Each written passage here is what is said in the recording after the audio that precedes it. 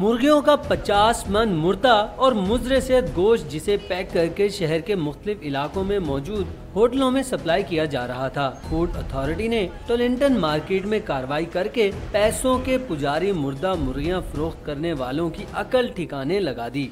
जैसे कार्रवाई के दौरान कोई 50 मन से ज़्यादा गोश्त हमने अनहाइजेनिक जो है वो यहाँ से हमने जो है रिमूव किया है, सीज किया है। अब उसको हमने डिस्पोज ऑफ के लिए भेजा है। फूड अथॉरिटी के ऑपरेशन से शहरियों की भी आंखें खुल गईं। सार्फिन ने ऐसे अनासिर को निशान इबरत बनाने का मुतालबा किया।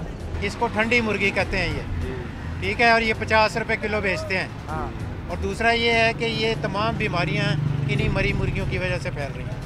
मुजरे सेहत गोश्त की खेप को तल्फ करने के बाद पंजाब फूड अथॉरिटी ने 10 दुकानदारों के खिलाफ मुकदमात भी दर्ज करा दिए। कैमरामैन फैसल रजाक के साथ उमैर राना, डॉन न्यूज़, लाहौर।